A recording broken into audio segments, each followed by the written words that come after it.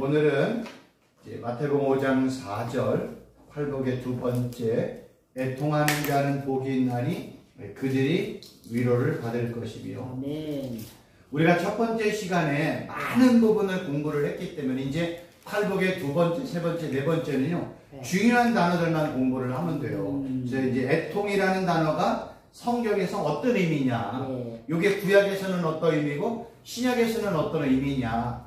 그래서 성경이 말하는 위로라는 게 어떤 사람이 아이고 너 참 안타깝다 이 정도의 위로를 이야기하는지 어떤 위로를 이야기하는지 이런 내용들을 통해서 우리가 배워보도록 하겠습니다. 성경에서 이 애통이라는 단어를 보면요 일반적인 의미는 슬퍼하다, 애통하다, 애도하다라는 뜻이에요. 근데 일반적인 의미가 어떤 의미는 어떤 사람에게 닥친 불행, 재앙, 어려움 이런 환난이 오면 사람들은 누구나 슬퍼하고 애통을 한다는 거예요. 이게 이제 일반적인 의미이죠. 근데 성경은 요 내용의 상상, 요 똑같은 애통이라는 단어가 구약 성경과 신약 성경에 요 단어가 사용이 되었을 때, 이거를 비유적으로 사용이 되었을 때 애통이라는 단어는 자신의 영적 상태에 대한 애통 또는요 자신의 죄에 대하여 슬퍼할 때 애통이라는 단어를 사용한다는 거예요. 여기서 중요한 건 뭐냐면 애통이라는 단어가 아니 나 애통하다, 애통했다 과거가 아니라 현재 분사 능동이에요. 그러니까 지금도 계속해서 진행되어지는 과정을 헬라어 문법으로 현재 분사 능동이라는 단어로 썼어요. 이런 문법을 썼기 때문에 모든 성도는요 매일 적극적으로 능동적으로 애통하며 살아야 한다는 거예요. 왜 목사님 매일매일 애통하며 살아야 돼요? 내가 매일매일 애통하며 살 때 하나님께서 매일매일 나에게 위로를 주신다는 거예요. 반대로 이야기해서 내가 매일 애통해 하지 아니하면, 좀 이따 애통이라는 뭘 갖고 애통해야 되는 건 말씀을 드릴게요. 내가 매일매일 애통하지 않으면 하나님의 위로도 매일 없어요. 그래서 현재 분사 능동으로 사용이 되었기 때문에 애통이라는 단어는 매일매일 내가 어떤 것을 위해서 애통하면 하나님이 그 애통함을 나에게 위로로 축복해 주신다는 거예요. 그럼 이 애통이라는 단어가 성경에 어디에 쓰여 있는가를 설명을 드리면 사랑하는 사람이 죽었을 때 애통하고 예수 그리스도가 죽었을 때 애통해야 하고 바울은요 자신의 죄를 회개하지 않는 사람들의 모습을 보고 본인이 애통해야 돼요. 그러니까 우리 가족 중에 예수님을 안 믿는 사람들이 있잖아요. 그들을 볼 때 하나님 저 영혼 어떻게 해요? 저 영혼 예수 믿고 구원받고 천국 봐야 되는데 저 영혼 예수 믿지 않으면 영원한 하나님의 심판을 받고 영원한 불지옥에 떨어질 텐데 하나님 저 영혼 어떻게 해요? 이렇게 애통해 한다는 거예요. 이게 우리의 애통함 중에 하나라는 거죠. 그리고 또 하나는 야고보 사도는요 사람들이 하나님 앞에서 스스로 자신을 낮출 때 애통하며 운다는 거예요. 그러니까 내가 너무 교만해, 내 의가 너무 강해, 내 언변을 통해서 너무나 많은 말들을 해. 그런 나의 모습을 보고 예수님 나의 교만을 십자가에 못 박습니다. 예수님 나의 이 의로운 모습들 십자가에 못 박습니다. 변하지 않는 나의 이 기질, 성격 이런 것들 예수님 십자가에 못 박습니다. 나를 좀 긍휼히 여겨주세요. 불쌍히 여겨주세요. 이렇게 기도할 때 애통이라는 단어를 쓴다는 거예요. 또 하나는 이제 요한계시록에 보면 요한사가 바벨론에 임한 심판을 보고 바벨론과 무역하는 사람들이 울며 애통하는. 이제 바벨론이 뭐예요? 하루 사이에 그냥 무너지지 않아요. 그걸 보고 야 어떻게 바벨론이 무너져? 이런 모습을 보고 애통이라는 단어가 사용이 되었습니다. 이런 애통을 통해서 우리가 깨달아야 될 것은 뭐냐면 우리가 일상생활에서 여러 가지 많은 일들을 당하잖아요. 애통함이나 원통함이나 답답함이나 이 억울한 일들이 일어날 거 아니겠습니까? 그때 사람 찾지 말래요. 사람을 먼저 찾는 게 아니라 하나님과 예수님을 찾아야 한다는 거예요. 우리가 어떤 건물을 얻을 때 막 사람들 찾아가잖아요. 그러지 말라는 거예요, 성경은. 왜냐 하나님 나 건물이 필요한데 나 땅이 필요한데 어떻게 쓰면 좋겠어요? 먼저 하나님과 예수님을 찾고 예수님과 하나님 앞에 내 문제를 내려놓으면 우리 예수님, 우리 하나님께서는 완벽하게 그 문제를 해결해 주시겠대요. 성경은요, 왜 하나님을 찾아야 돼요? 전지전능하니까. 왜 예수님을 찾아야 돼요? 실수가 없고 부족함이 없으니까. 그런데 우리 사람들은 항상 내 가까이 있는 사람들을 찾잖아요. 그래서 사람들을 찾아가요. 그는 피조물이에요. 자신의 문제 하나도 완벽하게 해결하지 못해요. 옛날에 조사를 해봤더니 이 중고등학교 애들, 청년들까지 어려운 문제가 생길 때 누구를 제일 먼저 찾아가야 되느냐? 자기 친구들, 또래 집단을 찾아간대요. 아니, 자기들끼리 해결해서 무슨 문제를 해결하겠어요? 고등학교 대학생들이 무슨 문제를 해결하겠어요? 인생의 경험이 동일한데, 인생의 경험이 많은 선생님이나 은사나 어떤 좋은 자들을 찾아가면 그나마 괜찮아. 근데 또래 집단을 찾아가는 퍼센티지가 1번이 나왔다는 거예요. 여러분, 신앙생활을 하는 성도들 중에서도요, 목사님과 성도가 목사를 통해서, 사역자를 통해서 성도들이 성경 공부를 하든지 큐티를 해야 되잖아요. 왜냐하면 어찌됐든 목사나 사역자들은, 강도사님들은 전문가잖아요. 그 분야를 위해서 헌신하고 그 분야에서 연구하고 공부하고 준비를 했잖아요. 근데 성도들이 얼마나 재미있냐면 자기들끼리 성경 공부해. 자기들끼리 큐티를 한다니까요. 그러니까 자기들끼리 하는 거예요. 왜 집사님 두 분이에요? 목사님만 하면요, 목사님하고 하면 부담스러워서 그냥 우리들끼리 하는. 그러면 배우는 게 늘 한계가 있단 말이에요. 그래서 성도들은 목사님이나 강도사님이나 전도사님을 통해서 사역의 훈련을 받고 연단을 받고 교육을 받아야 되는 게 맞는 건데 자기들끼리 하는 거야. 자기들 수준이 뻔한데 그러니까 성장이 없잖아요. 그냥 서로 만나가지고 그냥 위로하고 격려하는 게 끝이야. 그러니까 성장이 없는 거예요. 성장이라는 건요, 반드시 반복적인 연습이나 훈련이 필요합니다. 그러니까 반복적인 연습과 훈련이 없으면 그냥 제자리 걸음을 하는 거예요. 제가 며칠 전에 들었던 이야기인데, 제가 이제 매주 같이 운동을 하는 목사님 중에 고등학교 때까지 테니스를 선수로 했던 선출 테니스 출신 목사님이 있어요. 그 목사님이 어떤 얘기를 하냐면, 자기가 이렇게 고등학교 때 감독님이 와가지고 이제 상대편에 두 사람을 세워놓고 네트를 중간에 놓고 랠리를 하라는 거예요. 공을 치라는 거예요. 오른쪽으로 치고 왼쪽으로 치고 랠리를 하라는 거예요. 100개를 하라고 했대요. 100개를 했는데 만약에 50개를 했다. 그러면 50번이다. 그러면 10번에 한 대씩 맞는다. 그래가지고 처음에는 50개뿐이 못했대요. 5대를 맞은 거예요, 두 사람이. 그 다음날 갔더니 감독이 200개를 하라는 거예요. 그래서 200개를 하는데 또 안 돼가지고 또 몇 대를 맞았다는 거예요. 그 다음날 갔더니 300개를 하라는 거예요. 우와. 계속해서 느는 거예요. 그래가지고 막 이런 과정이 오래 지나다 보니까 어느 순간에는요, 하루에 1000개를 서로 공을 넘기고 있다는 거예요. 1000개를. 여러분, 이 배구나 이 네트를 중간에 두고 있는 거는 그냥 상대방에게 넘기면 이기는 거예요. 1000개를 넘기고 있대요. 그러니까 하다 보니까 내 앞에 오는 공이 그냥 무조건 몸에 이 훈련이 되어가지고 그냥 넘긴다는 거예요. 그냥 1000개를 하려면요 얼마나 어려운지 몰라요. 근데 1000개를 했더니 해가 뉘엿뉘엿 지고 있다는 거예요.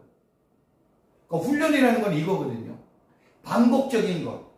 그러니까 내가 뭔가를 성장하려면 반복적인 연습, 훈련이 필요하다니까요. 제가 아까도 대화 중에 말씀을 드렸지만 우리가 목사님들이나 사역자들이 말씀을 전할 때 이 말씀이 잘 들어오면 똑같은 얘기만 하는 분들이 생각보다 많아요. 그렇죠. 왜 그런지 아세요? 반복적인 훈련을 안 해서 그래요. 내가 어떤 새로운 단어 한 단어를 내가 쓰려고 하잖아요. 그럼 의도적으로 이 단어가 사용이 되어지고 그 이 단어가 내 입에 붙으려면 적어도 10,000번 정도는 내 입에서 거론이 되어야 돼. 말을 하고 말을 해야 이게 내 단어가 되는 거예요. 그러니까 생소한 단어를 쓴다는 자체가요, 그 단어를 많이 사용했다는 거예요. 그러니까 훈련과 연습이 아니면 늘 똑같은 얘기만 해. 이게 목사님들이 설교를 할 때 가장 문제가 되는 게 이거예요. 그래서 제가 30년 전부터 신학교 공부를 할 때, 대학교나 대학원 때 늘 교수님들이 하는 얘기가, 또 목사님들이 하는 얘기가, 목사는 앞으로 목사가 될 분들은 그 책을 많이 읽는 책벌레가 되어야 된다. 이 얘기를 끊임없이 했어요. 근데 책을 많이 읽어도 한 번 읽고 버리면 내게 안 되는 거예요. 그러니까 한 권의 책을 읽어도 거기서 중요한 거를 내 걸로 뽑아서 내가 의도적으로 사용해야 그것이 내 단어가 되는 거예요. 내 문장이 되어지는 거예요. 그래서 어떤 목사님의 설교를 들어보면 고급진 단어를 쓰는 분들이 있단 말이에요. 그분들은요, 그 단어를 평상시에 많이 사용한 것이 설교 중에 이렇게 튀어나오는 거예요. 그러지 않으면 내가 옛날에 알고 있었던 거, 언제예요? 초등학교 때, 중학교 때, 고등학교 때, 어린 시절에 배웠던 단어들이 나도 모르게 불현듯 튀어나와요. 왜요? 그 상황만 생각하면 요 단어가 튀어나오는 거예요. 근데 요 단어는 사투리가 될 수도 있고 아니면 조금 고급진 단어가 아닐 수 있어요. 요 단어를 내가 의도적으로 바꾸는 작업을 하지 않으면 내 설교는 늘 똑같아. 그러니까 언어가 바뀌지 않잖아. 그러면 다른 내용을 설교해도 늘 똑같은 설교라는 느낌이 들어요.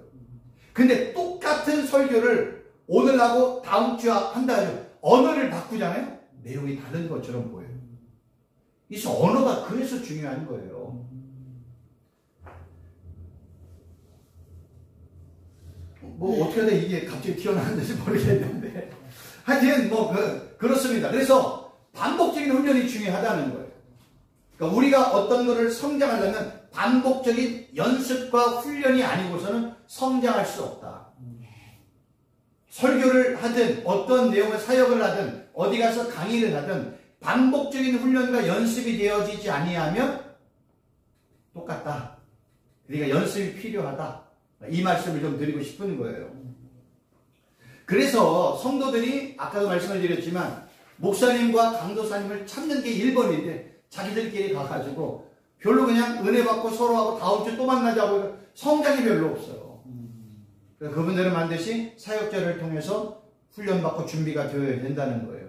그러니까 그런 내용들을 사역의 현장에서 말씀을 성도들에게 해야 되는 거예요. 그러지 아니하면 어렵다는 것, 성장이 어렵다는 걸 꼭 말씀을 드려야 됩니다. 제가 이 말씀을 드린 이유는 우리가 문제가 생길 때 사람들 찾지 말라는 거예요. 사람들. 제일 먼저 하나님 찾고 하나님이 그 다음에 사람 만나라고 감동을 줄 때 우리가 그렇게 하나님 찾고 그 다음에 사람을 찾는 것이 맞다. 두 번째는요, 우리 주위에서 일어나는 일들 또는 전 세계에서 일어나는 일들이 있잖아. 예를 들면 튀르키예 지진 같은 것이 일어날 때 홍천에 막 갑자기 초속 20m 30m 막 강풍이 불어가지고 막 산불이 나서 난리가 난 일이 있잖아요.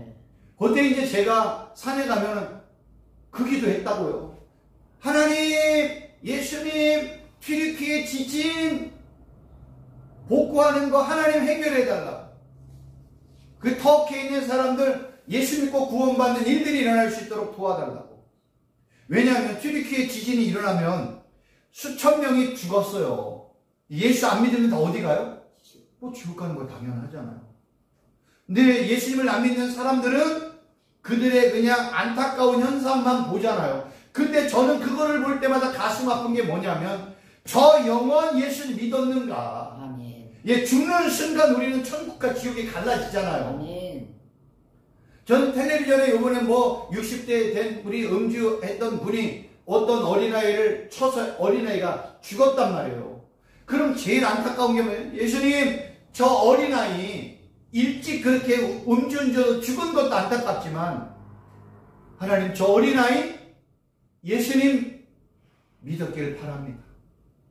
그냥 어린아이도 예수 안 믿으면 그냥 지옥 가는 거예요. 근데 우리는 이러한 일들이 강단에서 이러한 얘기를 하면 막 난리가 나잖아요.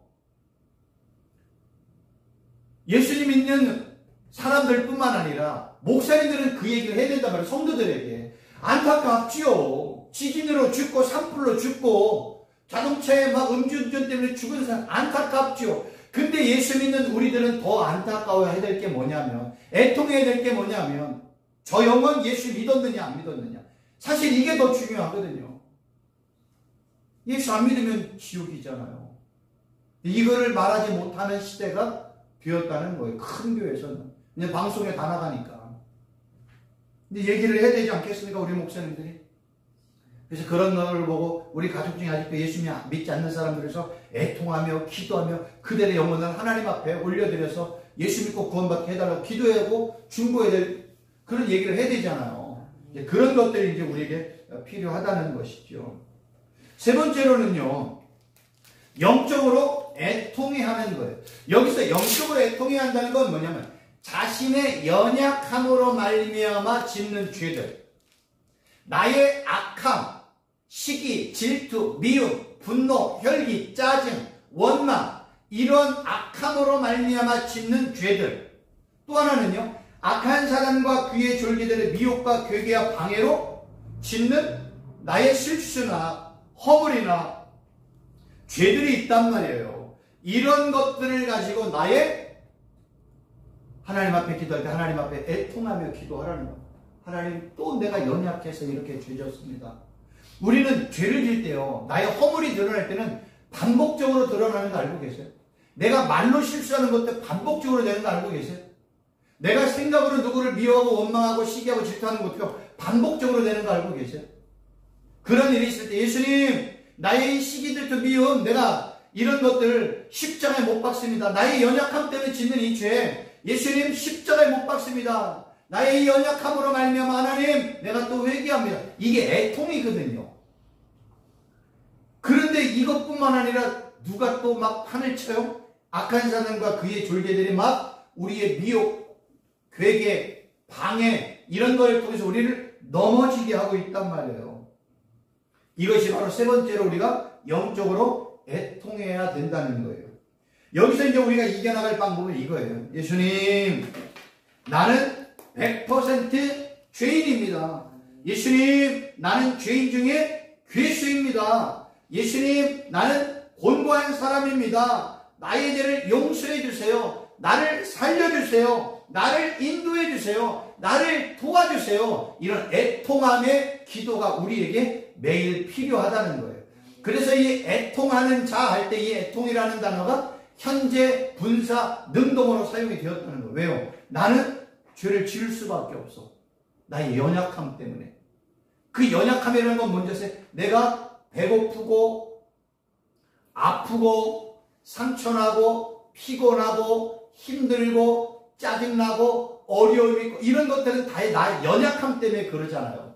내가 로봇이야. 그럼 짜증과 분노와 혈기가 약함과 아픔이 어디 있어요? 그러니까 인간이기 때문에 우리 이런 연약함이 있는 거예요. 그 연약함 때문에 짓는 죄야. 막 아내가 얘기하고 남편이 막 분노가 치밀어올라. 이게 나의 연약함이야. 근데 나도 모르게 나의 마음에 악한 마음이 있단 말이에요. 누구를 막 음해하고 거짓말로 그를 힘들게 하고 남의 거를 내가 탈취하고 탐욕하고 이런 악함이 있단 말이에요. 그것도 회개하는 거예요. 그리고 반복적으로 악한 사단의 유혹에 넘어가서 짓는 죄들을 하나님 앞에 회개하는, 하나님 나를 도와주세요. 나는 이렇게 연약해요. 나는 피조물이에요.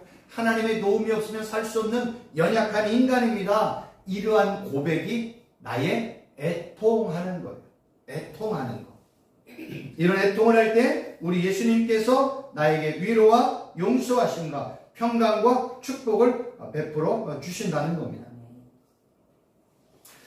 아까도 말씀을 드렸지만 내가 애통이 없으면 위로도 없고요, 치유도 없고 회복도 없고 용서도 없어요.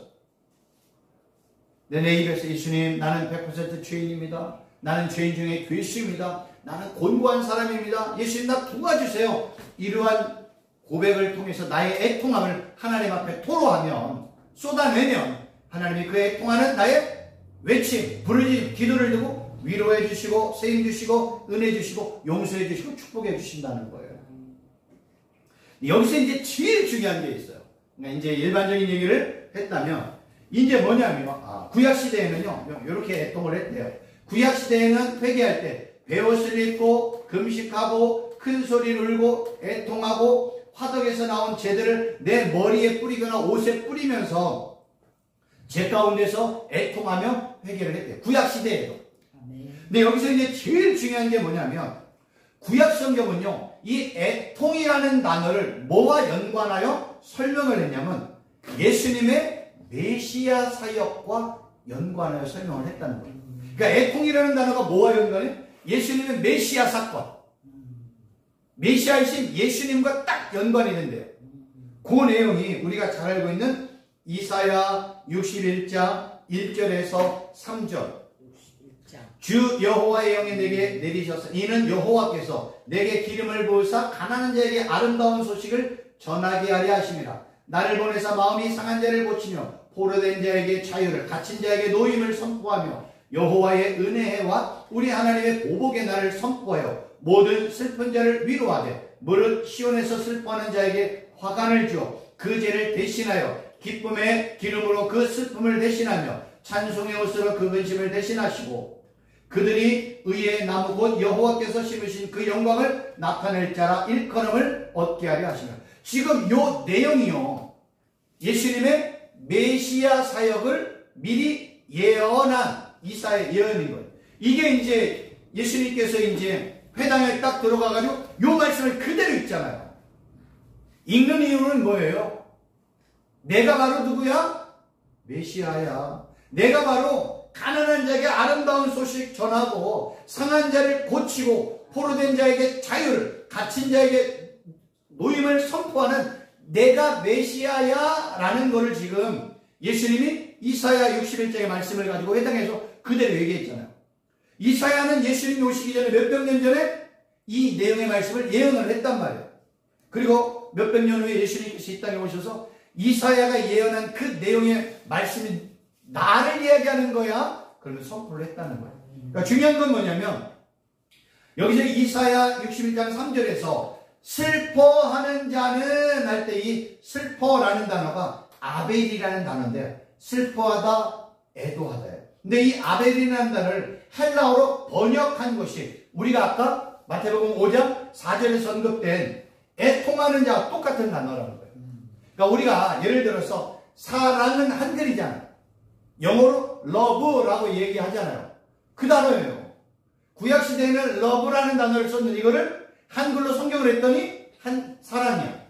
구약시대에는 아벨이라는 이 히브리어 단어를 신약성경으로 번역한다가 펜둔데스인데 이게 애통하는 자. 그러니까 이 두 단어는 똑같다는 거예요. 그러면 마태복음 5장 산상수훈에 나오는 애통하는 자는 누구와 연관이 있다는 거예요? 예수님과 연관이 있다는 거예요.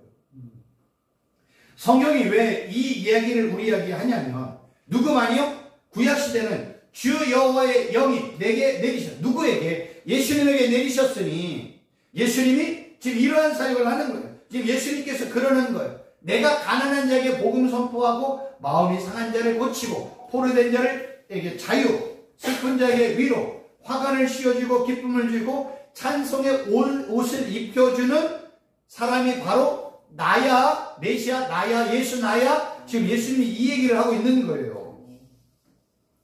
그렇다면